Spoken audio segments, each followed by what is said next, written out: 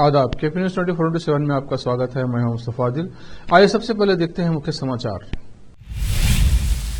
Bhim army Humnabad घटक की ओर से तहसील कार्यालय में एक ज्ञापन दिया गया। नवंबर में टीपू सुल्तान जयंती पूरे राज्य में मनाने की अनुमति देने की कर्नाटक सरकार से की गई अपील।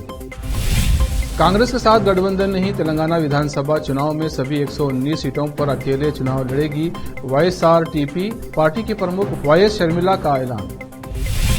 ये शांति भाईचारे का समय, आतंक के खिलाफ सख्ती बरतनी होगी। P20 शिखर सम्मेलन में बोले प्रधानमंत्री नरेंद्र मोदी। इजराइल हमास युद्ध, भारत का ऑपरेशन अजय, पहली फ्लाइट से स्वदेश लौटे 212 भारतीय। इजराइल ने 24 घंटे के भीतर 11 लाख फिलिस्तीनियों को उत्तरी गाजा खाली करने का दिया अल्टीमेटम।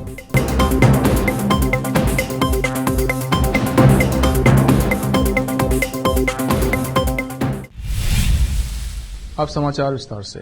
भीम आर्मी हुमनाबाद घटक की ओर से तहसील कार्यालय में एक ज्ञापन दिया गया, जिसमें कर्नाटक सरकार से ये अपील की गई कि मैसूरू के टीपू सुल्तान शहीद का 272वां जन्मदिन आने वाला है 10 नवंबर 2023 को। टीपू सुल्तान शहीद के इस जन्मदिन को सारे राज्य में शानदार तरीके से मनाने की अनुमति देने की अपील की गई। इस अवसर पर भीम आर्मी हुमनाबाद के अध्यक्ष अनिल एम दोड्डी, अल्पसंख्यक अध्यक्ष MD बाबा पटेल, उपाध्यक्ष तैयब अली और युवराज आईहोल, राकेश बोदगी, सैयद अकबर, MD मैनुद्दीन, मनोज कुमार जानवीर, राहुल मेटी, युवराज घंटे और दूसरे उपस्थित थे।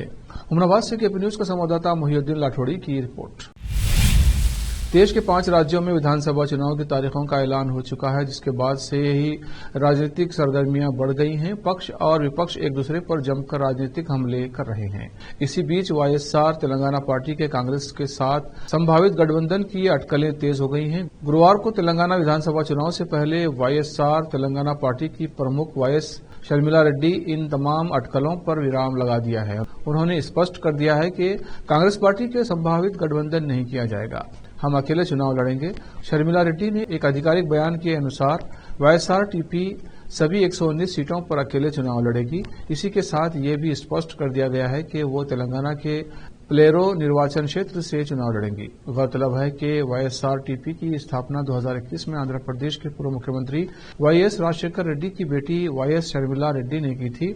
हालांकि वर्तमान में पार्टी के पास लोकसभा या विधानसभा में कोई सीट नहीं है। एनसीपी प्रमुख शरद पवार की ओर से अजित पवार को लेकर की गई भविष्यवाणी ने एनसीपी के दोनों गुटों को आमने सामने खड़ा कर दिया है।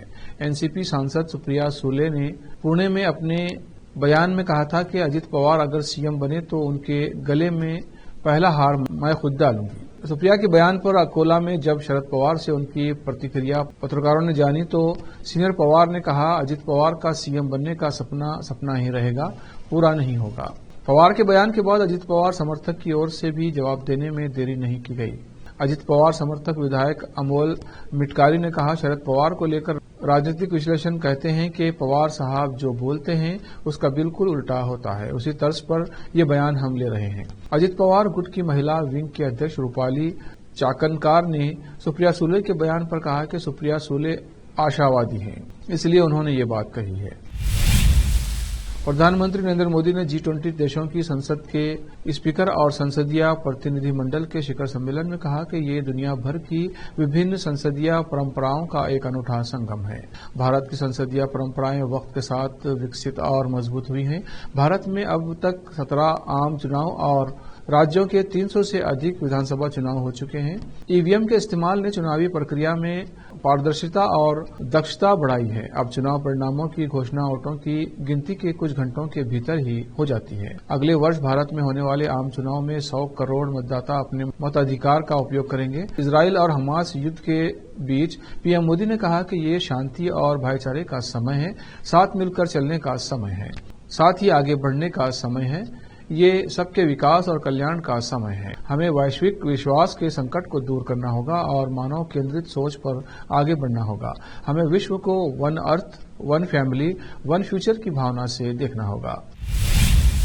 अब वक्त है ब्रेक का। ब्रेक के बाद जल्द लौटते हैं।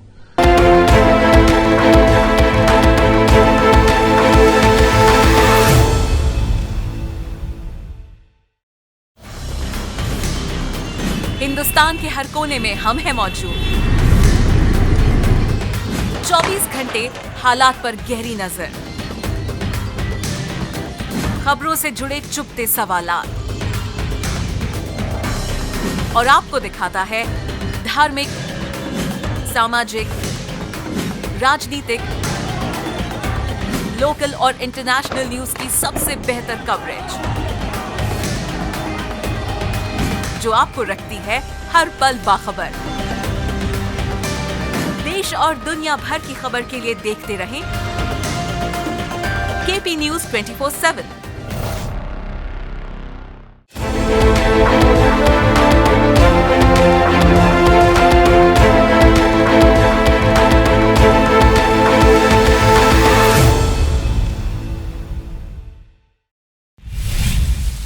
ब्रेक के बाद फिर एक बार आपका स्वागत है। देखते हैं आगे के समाचार। राष्ट्रीय स्वयंसेवक यानी आरएसएस प्रमुख मोहन भागवत ने बृहस्पतिवार को कहा कि सनातन धर्म भारत के साथ एक रूप है और देश की संस्कृति इस पर आधारित है।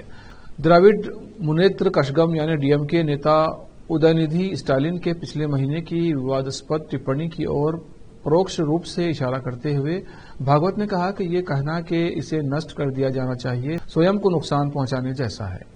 स्टालिन ने दावा किया था कि सनातन धर्म सामाजिक न्याय के खिलाफ है और इसका उन्मूलन कर दिया जाना चाहिए। आरएसएस प्रमुख भागवत ने कहा, हमें इसी सनातन के साथ जीना है। ये सनातन भारत के साथ एक रूप है। भागवत हरियाणा के रोहतक में बाबा मस्तनाथ मठ में एक कार्यक्रम को संबोधित कर रहे थे। पूर्व राष्ट्रपति रामनाथ कोविंद ने बृहस्पतिवार को कहा कि आतंकवाद और हिंसा की सभी हरकतें मानवाधिकार के मूल सिद्धांतों के विरुद्ध हैं तथा भारत सभी प्रकार की हिंसा एवं आतंकवाद की निंदा करता है। कोविंद राष्ट्रीय मानवाधिकार आयोग की 30वीं वर्षगांठ के मौके पर यहां एक कार्यक्रम को संबोधित कर रहे थे। उन्होंने कहा कि इसी तरह युद्ध के दौरान लोग, खासकर सैनिक, महिलाएं और बच्चे अपने मानवाधिकार गंवा बैठते हैं। उन्होंने कहा, मुझे ये कहते हुए बड़ा गर्व होता है कि भारत ने लगातार मानवाधिकार को बनाए रखा है तथा वो शांति में विश्वास करता है। इजराइल से ऑपरेशन अजय के तहत भारत पहली फ्लाइट भारत आ गई है। इस फ्लाइट से 212 भारतीय स्वदेश लौटे हैं। एक अनुमान के अनुसार इजराइल में 18,000 के लगभग भारतीय फंसे हैं। इनमें ज्यादातर आईटी प्रोफेशनल और छात्र हैं। बीते शनिवार को हमास ने इजराइल पर हमला किया, तब से वहां युद्ध जैसे हालात हैं। इजराइल और हमास युद्ध के बीच फंसे भारतीयों को निकालने के लिए मोदी सरकार ने विशेष अभियान चलाया है, जिसे ऑपरेशन अजय नाम दिया गया है।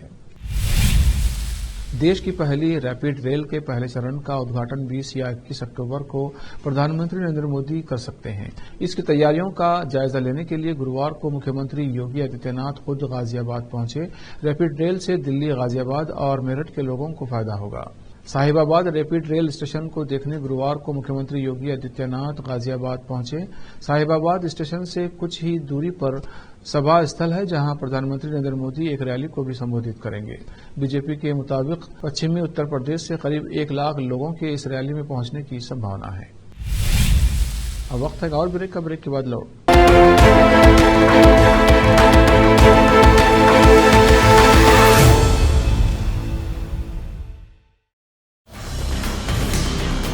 हिंदुस्तान के हर कोने में हम हैं मौजूद। 24 घंटे हालात पर गहरी नजर, खबरों से जुड़े चुपते सवालात और आपको दिखाता है धार्मिक, सामाजिक, राजनीतिक, लोकल और इंटरनेशनल न्यूज की सबसे बेहतर कवरेज जो आपको रखती है हर पल बाखबर। देश और दुनिया भर की खबर के लिए देखते रहें केपी न्यूज 24/7।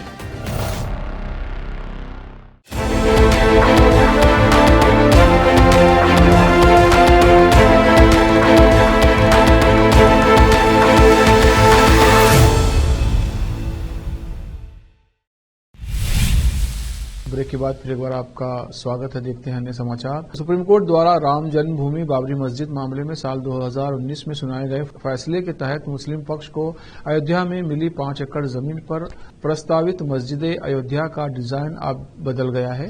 अब ये मध्य पूर्व और अरब देशों में बनने वाली भव्य मस्जिदों की तर्ज पर निर्मित होगी और इसका नाम पैगंबर मोहम्मद साहब के नाम पर रखा जाएगा।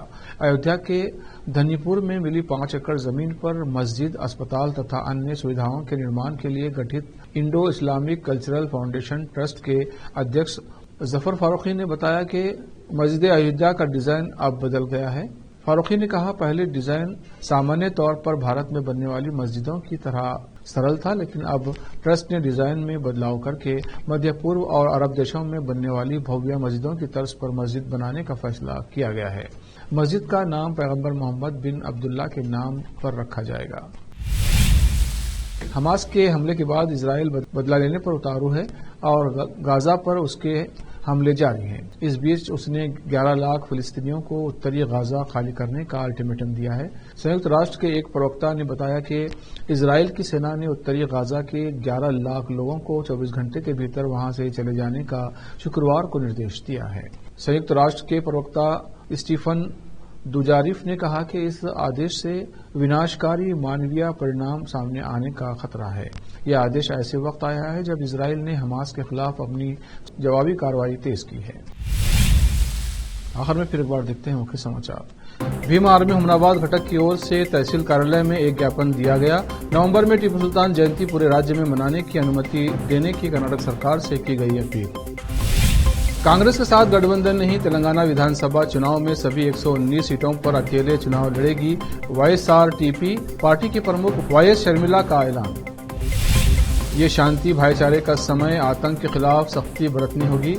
P20 शिखर सम्मेलन में बोले प्रधानमंत्री नरेंद्र मोदी। इजराइल हमास युद्ध, भारत का ऑपरेशन अजय, पहली फ्लाइट से स्वदेश लौटे 212 भारतीय।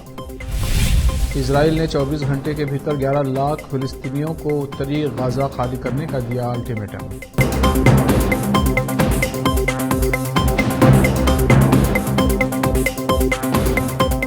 केपी न्यूज में इतना ही। देश प्रदेश के समाचारों के लिए देखते रहिए केपी न्यूज 24/7। धन्यवाद।